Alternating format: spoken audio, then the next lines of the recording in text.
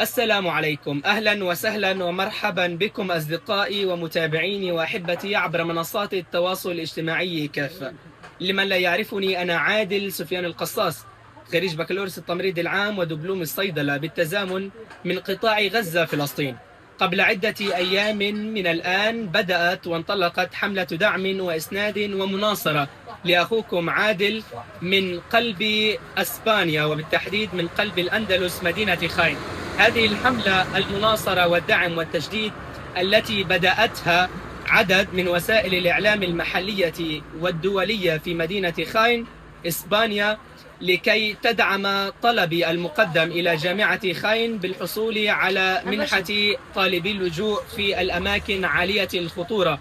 وفي هذا الصدد، وبما أنني كنت أحد الطلاب السابقين لدى برنامج إيراسموس بلس قبل 7 أكتوبر، ودرست لعام دراسي هنالك في مدينة خاين، أطلب منكم جميعا بأن تقوموا بدعمي وإسنادي وتشجيعي في هذه المرحلة الحساسة تماما، ولكي نكون معكم وبكم من أجل أن يصل صوتنا إلى الإخوة وأصحاب القرار في جامعة خاين في إسبانيا.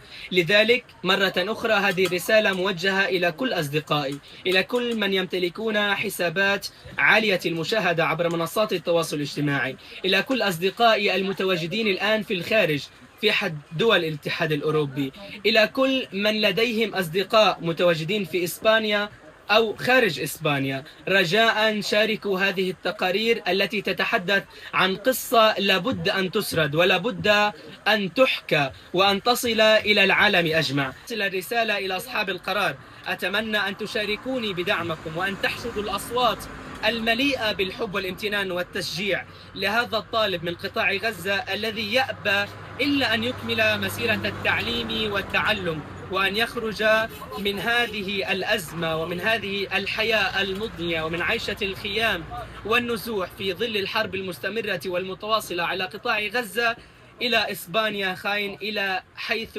وجدت مكانا آمنا، مكانا يسمح لي بأن أكون كما أحب أن أكون، بأن يكون لي حق في التعليم وفي العلاج وفي الحماية والرعاية.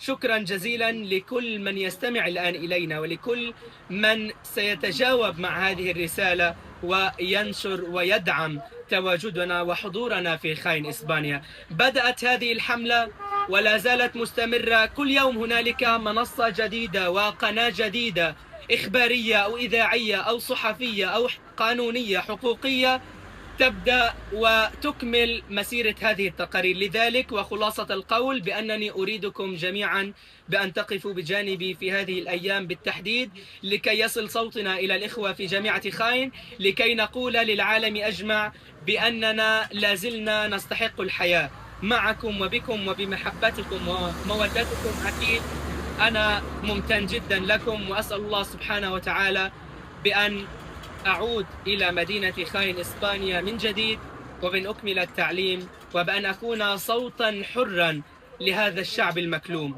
من قلب قطاع غزة فلسطين إلى العالم أجمع. هذه رسالة وأمانة وضعتها بين يديك، وأنت تكمل المسير الآن. تحياتي.